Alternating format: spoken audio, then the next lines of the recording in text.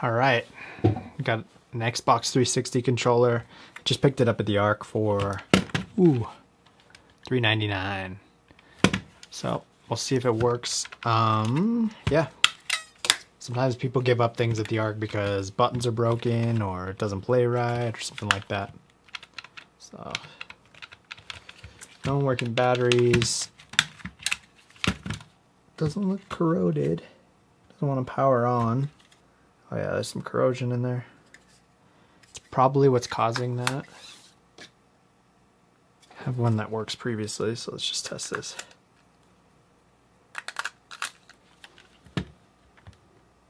All right.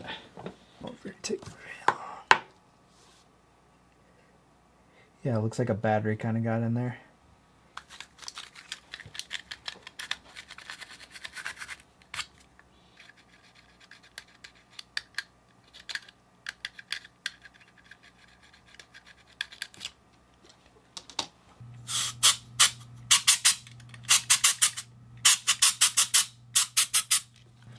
I'm gonna let that sit.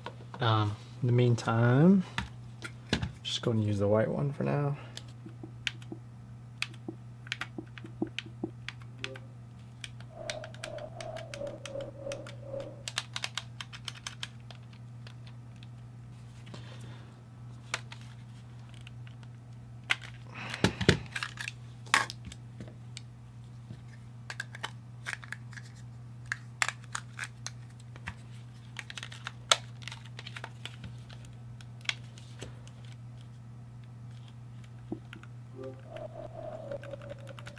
Sweet.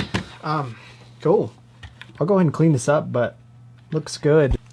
Simple fix. I mean, it was just a couple of batteries that exploded in there. Obviously, we got it all out, got it all cleaned out. Once you do that, I mean, power's on, everything's good, and looks like controls are all good. It actually looks really clean inside here. So definitely worth the pickup for $4. I mean, it's worth a lot more than that, but and it actually is in decent shape. There's no real scratches or, I mean, there's some minor ones, but usually these things are just dented up. One thing I would say is if you are picking them up at like the Arc or anything like that, just the only thing that I usually check for big time is if the screws look like they've been tampered with at all. If people are impatient, sometimes they'll just bust them all off and try to get into it. And realistically, if somebody's been in it already, that means that they've probably messed with something or broken something internally that's just not going to be fixable. So those are the ones I usually stay away from. It's kind of nice because the 360s work that way. I mean, any of the other controllers like the NES, excuse me, the NES ones or any of those that just have a Phillips, you can't really tell if anybody's been in there and destroyed something.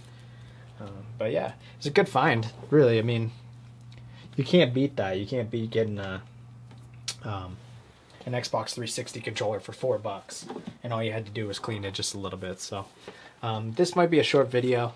I have one more thing that I want to do. We have an Xbox 360 that doesn't want to open the door, and that's a really simple fix too, but since they're both really simple, we'll just go ahead and do that.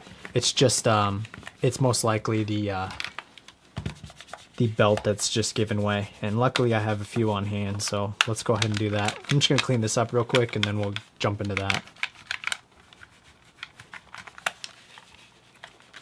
All right, and here's another good find. This is an Xbox 360 I actually picked up for nothing. The person who gave this to me just didn't want to have anything to do with it. It was missing a hard drive, and if you've ever tried to sell these things without a hard drive, I mean, they don't go for much money anyways, but without a hard drive, there's really nothing.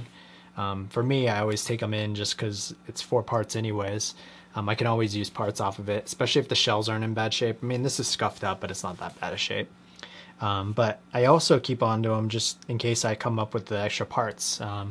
Obviously, just picked up the Xbox 360 controller for $4. I got a hard drive for free, so that one worked out. So now it's all put together.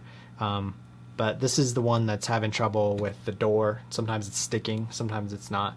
And 99% of the time it's just going to be that belt that's gone out. Luckily I have some spare ones, so we'll go ahead and put those in. These ones I just get off of Amazon. They're pretty standard DVD belts, DVD player belts. So I'll leave a link in the description for the ones that I pick up, because I know they're the right size. But yeah, let's go ahead and do that. This one will be an easy one as well. I like to pop it open, then I pull the power on it just so it doesn't shut on me. Let's see if I can get this inside. So you don't have to actually get into there. We'll clean this up. But there's a belt right here that drives the DVD player door in and out. So you can just take a hold of it with some tweezers. Just make sure you don't drop it. And work it right out. And there it is. Go ahead and set this down. So you have a normal belt's gonna look more round, but since it's been sitting in there forever, how long, you know, it's worn out because it's just stretched to a point where it can't be taken back. I've seen some people, they've tried to boil these things and get them hot enough, and then they come back into size. I mean, that's these things are cheap. I can't remember how much I paid for these. I paid for a pack of 10 for really cheap. It's just worth replacing, but I mean, I'm sure there's alternatives. Let's go ahead and get that back in so you can definitely see the difference here in the way that one's been stretched over the other. So I'm trying to go around. There's a little wheel right here, and then the main one right here. So that's what I'm trying to do. I'm hooking it around this one first, and then I'm working around this one. I'm gonna try to, I'm not gonna be able to do this with this angle, so let me try to just get it in, and then I'll show you it.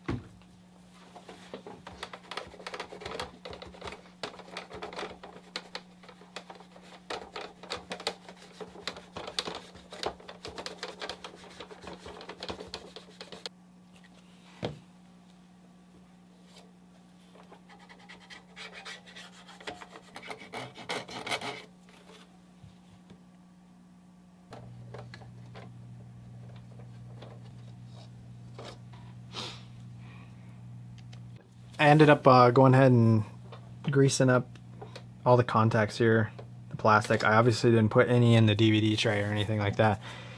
You know, that's the last thing you want next to that laser. So let's see if we can't get this back up and running again.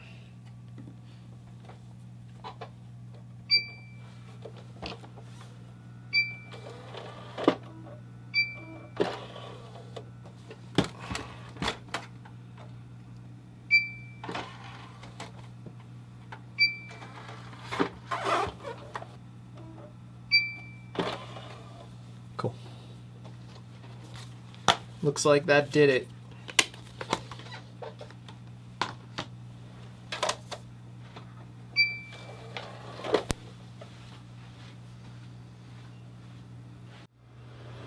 Looks like we got ourselves a working Xbox 360. The price of about $4. No, a little bit more than that and some time. But yeah. Looks like this is it. So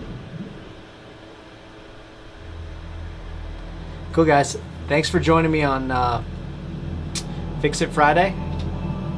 Hope you guys have a good rest of the week. I got a couple videos coming out, so keep posted. Thanks, guys. We'll catch you later.